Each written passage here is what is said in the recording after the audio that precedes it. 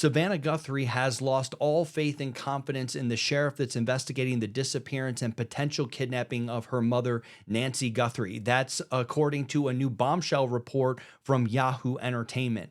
In this video, I'm going to break down the 3 reasons why I believe this story could absolutely be true and what it means for the investigation. This is Allegedly.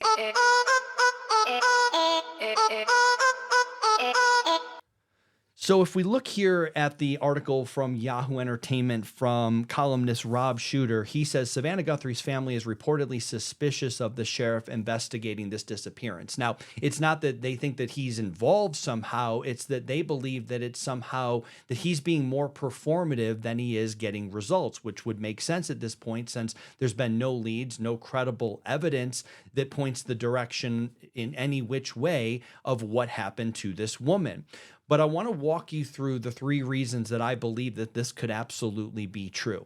Now, the first reason is there have been a lot of mistakes. There's been a lot of missteps. There's been a lot of things that appear as though they missed it the first time. And now, days later, they're suddenly going back to the crime scene or different scenes and saying, ooh, let's do that after all.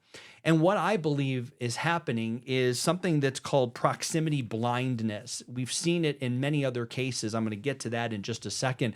But specifically what I'm talking about here with proximity blindness is that you become so focused on your thoughts of what's going on in the case, or you get so laser focused on certain details that you forget that there is other spaces within this proximity that you haven't looked at. So, for example, why did it take so long for the septic tank in the backyard to be looked at? Every single thing on that property that could be a way in or a way out should have been looked at within those first several hours. Of course, if there's a big hole that something or someone could have been put in, they should be looking at that. They should be identifying, is there anything in there? Evidence, unfortunately, potentially a body, any type of access point or hiding spot in and around the property should have been looked at. So it's very weird and suspicious that all of a sudden they decide days later, hey, we should go and take a look at that. There's been a lot of conversations about the vehicles. What's being towed and when. Any vehicle, the victims or the potential victims and the people who were the last ones to see her, the last known whereabouts, that should have all been swept up initially so that you can look at DNA, you can look for potential damage that's been done to the vehicle, as well as, in this particular instance, Annie Guthrie's home. This is where reportedly they had dinner and game night. This was the last place that she was seen. Did anything happen to her there?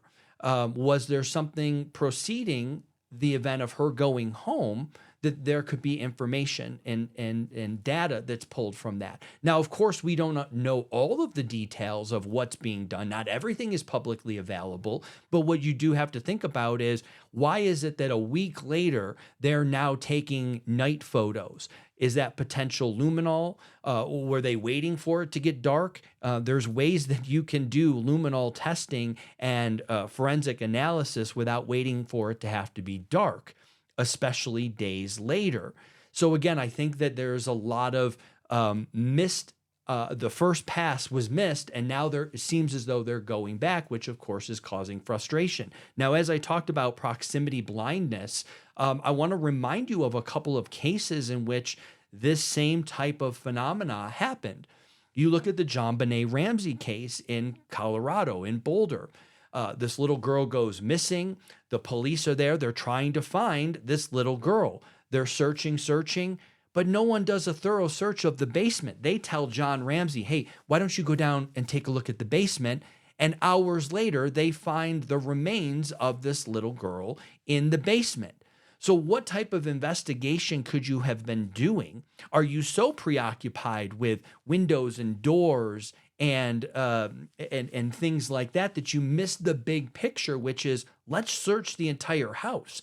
Like in the situation with Nancy Guthrie, Search the entire backyard, every in and out, every little place that you could hide something.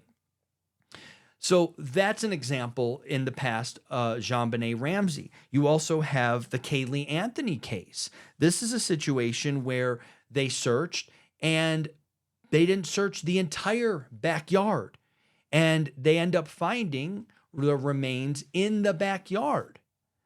So again, they're missing things that are right in front of them that seem obvious. It's almost as if everybody's saying, well, of course we've looked there. Wait, did we look there? There's been reports at Nancy Guthrie's home that someone saw there's a camera on the roof there. How did they not do a full sweep of the roof if this report is true? And they missed something. They missed a camera. You have another case of Madeleine McCain. Of course, she was also someone who is still missing to this day, a missing person. She was a child. But in that case, the apartment that they looked at, they never officially sealed it off as a crime scene. So you had a degradation of evidence, you had contaminated evidence. Sure, they did a look through, but they never secured it as an actual crime scene. It derailed the entire case because they didn't know, they didn't have viable evidence that they could look at. Same thing with the Nancy Guthrie case. Why would you have Nancy Guthrie's home as a crime scene that you know and you believe something happened? You put the crime scene tape up, and then just days later, you take it down. You let other people, including reporters, go and see the blood and see all of these other pieces. They're contaminating the crime scene. And then you come back and you say, let's put the crime scene tape back up. So again, I think between Nancy Guthrie's home and Annie Guthrie, the sister, which was the last place that Nancy Guthrie was reportedly seen alive, between those two homes, no one should have been allowed in there. They should have sealed it off. They should have looked at evidence, because when you're starting an investigation, you don't know what you don't know. Something that doesn't seem important could be the biggest piece of the case that unlocks everything. So that's why we have to you always want to look at preserving as many crime scenes as possible. Now, the second thing that I want to share about all of this is the second part, which is the sheriff. Many people, including reportedly that's what the Guthries feel, is that there's a bit of a camera hog. He wants the publicity. There's been a lot of media interviews and some, again, talking about him being more performative as opposed to getting results. Now, you could make the case that says, well, the more publicity that's out there, the more conversation that's out there, the better. But you also have to remember, is it being effective? There's been a lot of, once again, missteps. I don't think that he's the most polished in terms of developing and relaying a message about the situation. So he's had to walk a few things back. There's been a few comments that he's made that he says, well, good enough, or we're going to just kind of go with that, is I think one of the quotes. So you have somebody who wants to be in front of the camera, according to this report.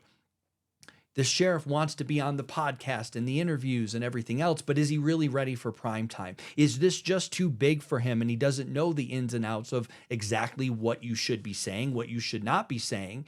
And yet here he is, every chance he gets, somewhat giving information that now in hindsight, 10 plus days later, what has it done to help? Has it actually advanced things, or has it created more confusion? Has it created more information that makes people say, I'm not really sure what's going on? So once again, lack of confidence in everything that's going on with the investigation.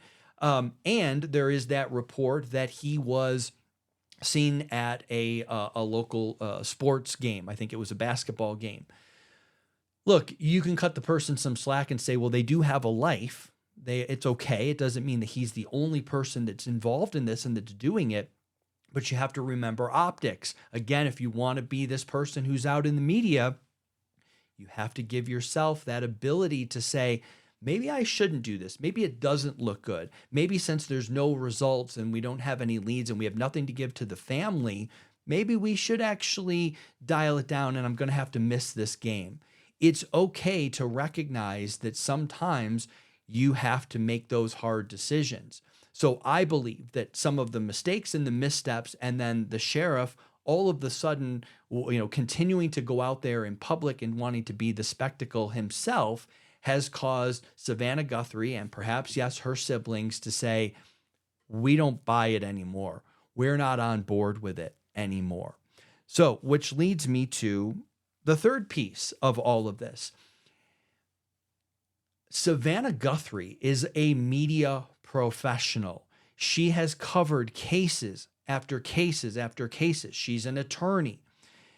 And so she's now starting to come out of the fog. And what I mean by that is that when it initially happens, it's like everything. It's shock, it's despair, it's all those stages of grief. But now it has gone so long that she's starting to reclaim who she is, that professional, that reporter, that journalist, that person who has covered situations like this before. And now even she's starting to have those senses that starts putting all this together. The mistakes, the not liking the fact that he's trying to be out there as a media star. So if we look at just the evolution of where she has come from as it relates to all of this, let's go back and look at the first message that she sent. Now, we don't need to watch it. You've probably seen it a million times. But this is a woman who is distraught. She's barely holding it together. Again, she doesn't look camera ready. This is raw. This is natural pain and anguish that she's going through. It was the first time that we saw her, and it was jarring to see her in this way, with such sadness, with such despair, of course, understandably. Then you have the next video. And in this video, she's feeling a little bit more grounded. She's asking for what she needs. She's talking in a way that makes it seem as though she's got a handle on what she's trying to do. She's not reading specifically from a paper like she did the last time or the first time. But she's sort of coming into her own, if you will. And then you have this last video, her by herself, asking for the help from the public. This shows this evolution of her ability to reclaim herself and to start putting the dots together, and also to start realizing, for everything that I've just talked about, yeah, you know what? This isn't working. This sheriff isn't helping. We need to do more. So now we're seeing her take a more active role in this, both, I believe, in the investigation and also in her ability to want to come out and say, we need your help. We need the public's help in this. So I think that she is going to take more of a command and control of the situation. I believe she's in a better mindset, if you can say it like that, to actually command the situation and to put things in the direction that she wants. Now, really quickly here, I want to just share something really important. At the end of the day, being a part of a true crime story, no one wants it. Life can change very, very quickly. So if you don't want to become the next victim in the story, I have a Protect Yourself toolkit. It's 100% free. It will give you the power and the control to create your own safety, to help make you feel like you are not helpless, but you can protect yourself in a variety of situations, both in person from violence, as well as identity theft and things that happen out there online. So you can go ahead, grab your Protect Yourself toolkit. But just to really to wrap things up here, I think what this means for the investigation is we're going to get a different version of Nancy Guthrie. I don't know what, of Savannah Guthrie. I don't know whether she'll ever return to the Today Show, but I do know and I believe that she is going to take that more active role. So that's going to do it for us here today. Thank you so much for joining me. Be sure to like and subscribe for more videos like this, and we'll see you on another one. Thanks so much.